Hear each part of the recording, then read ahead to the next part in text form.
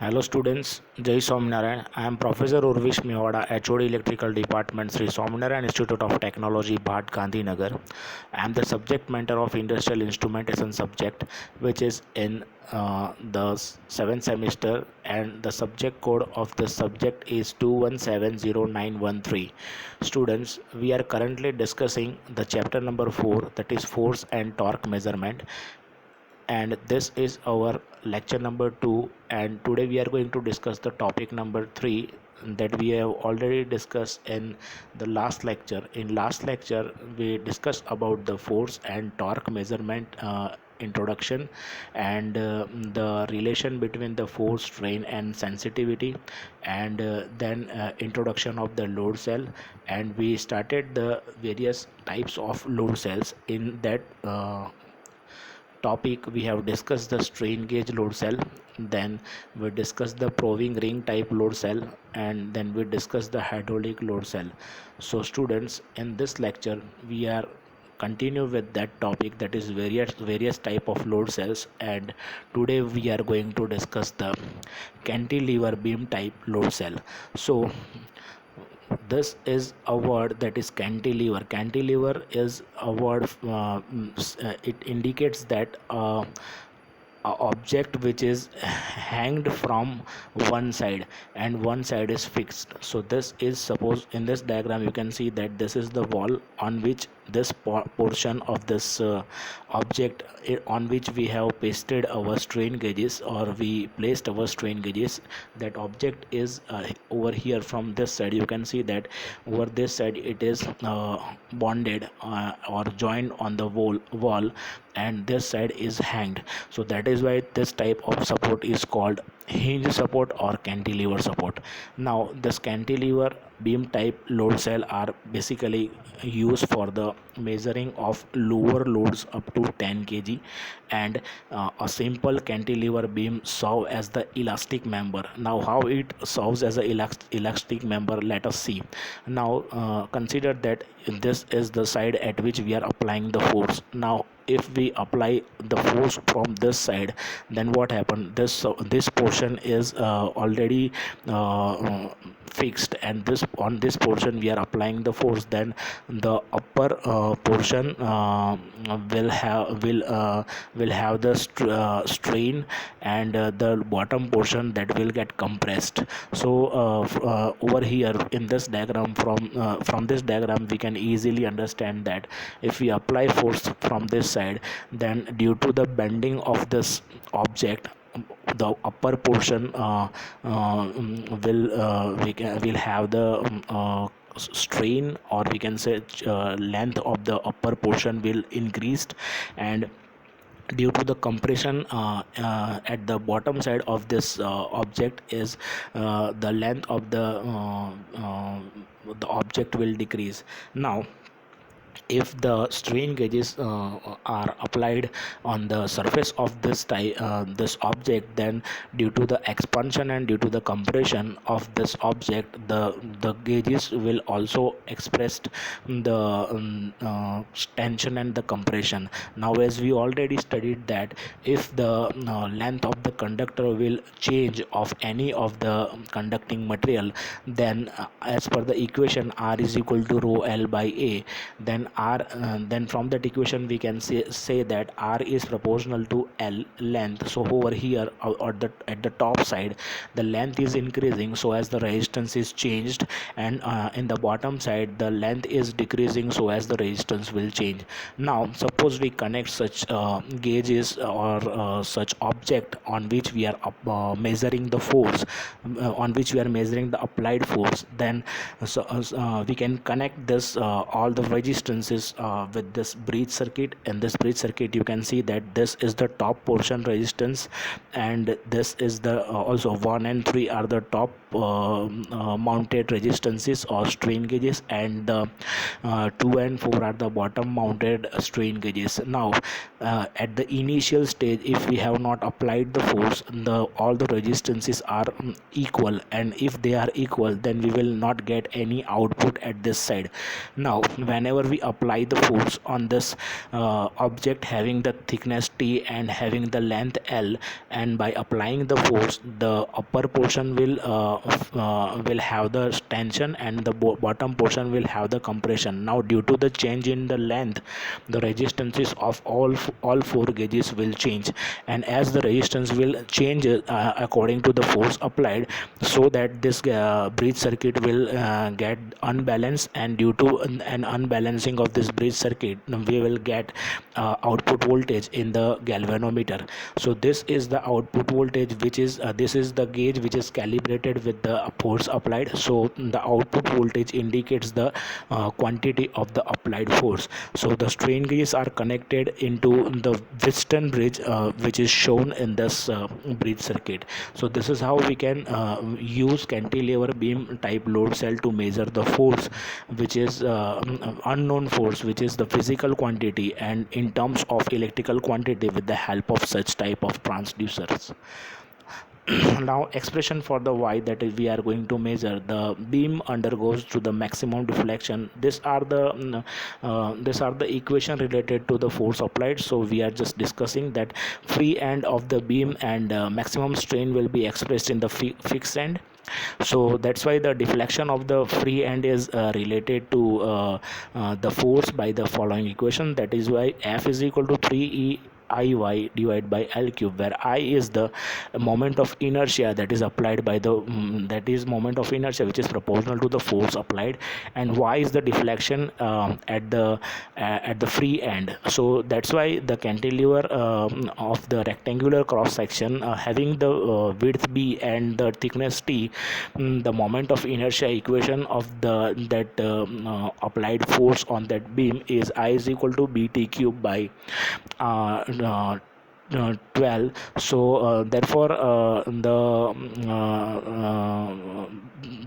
the deflection Y is given as, just we place the values of B over here, sorry, I is over here, so that will become 4 FL cube EBT cube. So at free end we are we are getting this deflection when we apply the force on the cantilever support. Now the spring constant, because whenever we apply the force, the object will get bent, and when we remove the force, or we take the release the force from that object, then it will regain its original position. So that's why we are calculating over the spring constant of the stiffness. That's why in the K is equal to EBT cube. This is the equation from which we can calculate the spring constant and divide by 4 L cube. So the strain develop, that is epsilon 1 and epsilon 2. So strain develop in the strain gauges 1 and 2 are equal in the magnitude but opposite in the direction, because both our strain gauges are connected in say top and bottom side. Then epsilon 1 represent the tension and epsilon 2 represent the compression, because we have mounted our strain gauges on the surface of the that object, and the R1 and R3 is having the tension, and R2 and R4 is having the compression. So that's why we are considering epsilon 1 and epsilon 2. So epsilon 1, that is the strain which represent the tension, and epsilon 2 which represents the compression. Now strain epsilon 1 can be expressed as 6 FL divided by EBT cube EBT square, where that describes the tension at fixed end, and the strain E2, that is 6 FL by EBT square, that is the compression at the fixed end.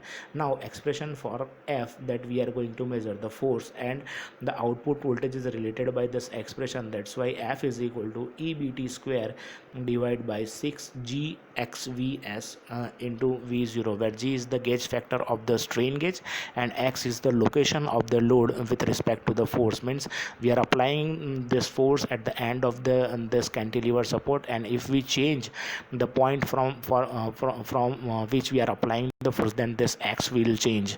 Now The advantages of this gauge is to cantilever beam support is to that the great advantage, that is strain gauge load cell, is the effect of temperature can be compensated by the bridge circuit. So temperature compensation can be possible because, as we already discussed this in chapter number 2, that is the compression compensation of the temperature in the strain gauge. So in the due to applied force, the due to the tension and due to the compression, the temperature increases inside the gauge, so that can be compressed with the help of say Weston bridge and other methods, and by using the dummy gauges. Now this is the rugged and compact construction, no moving part and negligible friction under the load. The it has the high accuracy, say 0.01 to 1%, and the wide load range, say 40 meganewton. Up to 40 meganewton we can measure the load, and the load cell can be employed for the static as well as the dynamic type loading. So these are the advantages. Now the disadvantages of this gauge is mounting of the strain gauge is critical, so calibration is say tedious process for this gauge. Now the application of this cantilever beam type load cell, that is measurement of the force, pressure and the displacement. Also it can measure the weight platform for the domestic and the industrial purpose, that say process control system, and the freight and baggage weight measurement system. So these are the application of the cantilever beam type load cell. So this is how we can measure the force with the help of this load cell. Now this is the sixth load cell, that is piezoelectric load cell. So in this diagram, yeah, you can see that we have the piezoelectric wafers that we are using in this structure. And piezoelectric is a material, or we can say it has the piezoresistive effect. Whenever we apply the mechanical force on this piezoelectric material, it will produce the electrical output. And this is the vice versa transducer. If we give the electrical signal at the say two point of this piezoelectric crystal, then it will get vibrated. So here we are using the applying force measurement using the piezoelectric crystal. So here we use different wafers of means number of wafers of the piezoelectric load cell. As we means having the different range of the load that we want to measure, then we can increase the number of wafers or number of piezoelectric crystals in this gauge. Now this X, Y and Z are the wafers of the piezoelectric crystal, and we generally use for the we use quartz material for the piezoelectric crystal. Now this is the point at which we are applying the force, and this is the preload that is built, and the piezoelectric transducer that is mounted over here, and the electrode is over here, from which we are getting the electrical output. And this are the point at which we place the wafer. And adjustable nut, so we can adjust the distance from which we are applying the force. Now piezoelectric material is one in which the electric potential appears across the certain surface of crystal, and the dimension of the crystals are changed due to the applying force. And the application of that is called the mechanical force applied, and that mechanical force which can be measured in terms of electrical output with the help of piezoelectric load cell. Now this effect is known as the piezoelectric effect, and the force that acts upon the stack, that is transmitted to each of the disc one by one, and having the same magnitude and the direction. So each disc produces the change proportional to the force component specific to it, and that change is collected via the electrodes inserted into the stack, and across that electrode we will get the electrical output according to the force applied. So the measuring range is very wide, and the transducers survive high overload, that is typical 100% of the full scale output. So it is very useful to measure the heavy load with the help of this piezoelectric load cell. And piezoelectric sensor are active sensor, so no requirement of the electrical power, because it is an active transducer, so we doesn't require any input, electrical input, so that this gauges are very viable to use at remote area for the measurement of the load. Now when it compress the force of say 100 kilonewton, typical piezoelectric transducer deflects only 0.01 mm. So from that we can say that this is the load cell which can be used for the heavy load measurement. So the sensor, so small dimension, a large measuring range, and rugged packing make them very easy to use, so they can operate in temperature up to 350 degree centigrade. Now let us discuss the advantage of this gauge, that is high frequency response, small size, high output, rugged construction, negligible phase shift. So these are the advantages of this gauge, and the disadvantages are output is affected by the change in the temperature, and that can not measure static conditions. So whenever the load varies, at that time we can use this device for the measurement of the force applied. Now the application are it can be used for the accelerometer for the force measurement, and pressure cells, and underwater detection system, then the ceramic microphone, and then the phonograph pickup system, then cartridges, and industrial cleansing apparatus, and the force cells. So these are the application of this piezoelectric load cell. Now this is the topic number 4, that is torque measurement. So let us discuss how to measure the torque. So as we know that the torque is a product of force into the distance. So sorry, force into the perpendicular distance from the axis of the rotation of the line of the action of the force from which we are applying the torque. So it is widely used in say engineering application, and especially used in a rotating machine, because whenever we found the rotation, at that point we find the torque. So torque is only just means due to the torque it results the rotation. So that's why we use this device or torque measurement technique wherever we use the rotating machines, and that can be AC and DC drives, pumps, turbines, generators, etc., to measure the developed torque. Now mathematical expression that we already discussed, that is T is equal to F into D, where T is the torque and F is the applied force, or we can say force generated on the shaft, and D is the perpendicular distance from the axis of the rotation of the line of the force. And the transducer or sensor used for the measurement of torque are designed in two basic stages. First is the deformation stage. Deformation stage is where the structure gets deformed microscopically when torque is applied to it, and then the second is the conversion stage, that is where is the deformation gets the covered into the measurement signal. So this is the two way that in that we use the transducer or the sensor for the torque measurement, and it can be divided into two major categories, that is either static or dynamic. So whenever the rotation is continuously varying, at that point we can measure the torque, or for the continuous rotation we can measure the torque. So it is further divided in two more categories, that is reaction or inline torque measurement. So let us discuss first, that is the first is inline rotating torque sensor. So inline rotating torque sensors. So over here this is the shaft on which we have mounted our torque sensor.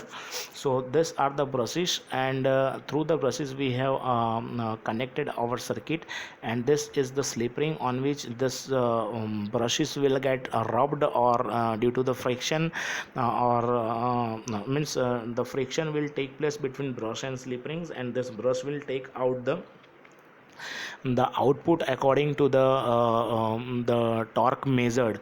So over here this are the strain gauge which are applied at the center of the coupling or the shaft, and this is the slip ring, and through the slip ring we have connected this circuit, and this is providing the close part to the strain gauges, and this is the point at which we have connected our carbon brushes, and our carbon brushes are having the supply, we are getting the output through the slip ring on the carbon brush. So over here we are getting the output, and this is the point at which we have mounted the our strain gauges connection. So this is the point at which our strain gauges are connected, and this is the battery supply which is applied to this machine for the excitation. Now for measurement of the torque of rotating shaft, or say motor or pump, inline torque sensors are basically used. So this is the structure that I already explained to you, and this type of sensors are useful for the measurement of large torque. So large torque can be measure by with the help of such inline rotating torque sensors. Now this in this diagram you can see that in one direction at 45 angle to the axis, pure tensile stress exists, and at 45 degree the either direction pure compressive stress exists, because in this motion you can see that the machine try to rotates in the direction of the rotation, but the load of the machine, or the load which is connected to the shaft is acting or generating the force in the opposite direction to of the rotation, so that the two forces will develop at the time of rotation. That is, one is the tensile stress which is developed, which pull the shaft, and compression just because it resists the rotation. But once it start rotating and reaches up to the synchronous speed, it doesn't feel more means compressive stress. But at the initial time, wherever the torque develop, at that time the compression and the tensile stresses are more, so that it senses the compressive and tensile deformation due to the torsion. That is the effect generated, or the effect we can say arise due to the rotation of this is called the torsion, and the output of piston bridge is proportional to the torsion, and hence the proportional to the torque. So torsion is nothing but the torque which is developed between the shaft which is connected with the load. And in this diagram that we have already discussed, now let us discuss the another diagram. From that we can easily we can have more idea about this. So in this, the slip rings arrangement which produces noise due to the change in the contact resistances. So non-contacting type torque sensor is also used, which is discussed over here. So over here you can see that at the 45 degree the R1, R3, R4 and R2 are connected on the shaft, and which are connected on the in the breech circuit. So this is the slip ring arrangement with bearings. So in this type of inline torque sensors, this is the setup which is available, say ready in the market. This are the sensor having the slip ring and bearing rotation. So we can easily mount this on the shaft, and this is the circuit which used to measure the torsion developed due to the torque. So this is the oscillator supply which oscillates, which generate the oscillations, and this is the output signal which is amplified and over here is say decomposer or from this you can see that this is the transformer action, and whatever the output develop over here, so this is the in the demodulator section. So you can see that after this we have the bridge circuit, and whatever the oscillatory signal developed and whatever the output signal which is coming from the sensor, both are modulated, and the modulated output say means will we will have the modulator output from the measurement of the strain gauge. So the consider the bridge power and the output signal are say transmitted between a rotating and stationary member through the transformer, and the bridge input is high frequency constant amplitude signal. So this is we are getting with the help of oscillator supply, and the output signal is a sine wave of pure frequency having amplitude as the function of the torque. So that's why the input oscillator circuit generates the high frequency signal which applied to the AC bridge, and modulation take place due to the torsion, and this is how we can measure the torsion with the help of this bridge circuit. Now let us discuss the equations related to that, so that will be more clear. So the output signal includes the demodulator stage to suppress the carrier frequency, because demodulator will separates the signals of say from the oscillatory signal and from the the signals which are from the oscillators, and the that we the second signal that we get from the sensor, and all the output stage DC signal is proportional to the peak of the sine wave are produced, and that's why the expression that we can write for this particular cell, that is T is equal to pi g into bracket R4 minus r raised to small r raised to 4 into theta divided by 2L Newton into meter, where G is the modulus of the rigidity, because our device having two effect, that is compression and the tension. So that is the modulus of the rigidity, and R is the rotor radius of the shaft, that is outer, and R is the small r is the inner radius of the shaft, so that is rotating portion, and L is the length of the shaft in meter, where theta is the angular deflection of the shaft, and the strain gauge attached at 45 degree to the axis of shaft, so they will show the strain of say epsilon 45 degree, because all are mounted at 45 degree, so to each other. That's why TR divided by pi g into capital R is to 4 minus R is to 4. So from that we can see that the strain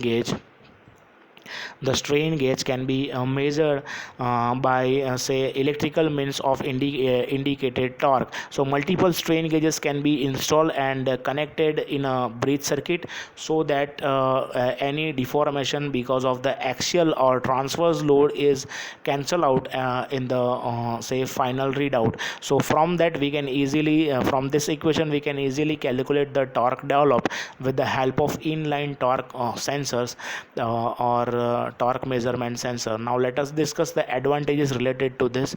So it gives the maximum sensitivity for a given torque, because we have connected the strain gauges on the shaft. So due to the nominal deformation we will get the output, and it is completely temperature compensated, because we have used the strain gauge, and in the strain gauges the temperature compensation is possible. Also it gives the maximum sensitivity for the given torque. So for a minimum input of the torque it will give the output, so that's why it is say it is highly sensitive gauges for the measurement of the torque. So this is how we can understand the inline torque measurement with the help of the strain gauge sensor. Now after this lecture you have the worksheet sorry, this are the your assignment question. Explain construction and working of the this is the typing mistake, this are your assignment question. Explain the construction and working of cantilever type of load cell, state its application. Also explain the second question is explain piezoelectric load cell with necessary advantages, disadvantages and applications. And the third is what is torque. Explain inline rotational torque measurement using strain gauge. Now the related instructions to this assignment questions are written below. Please read it carefully. You can take the snap of this slide. Also if you have any doubt or any query related to this topic, we can solve your doubts and queries in our doubt solving session. And if you want to call me, then feel free to call me anytime for to solve your doubts. So thank you very much student, thank you very much all. Jai Swaminarayan.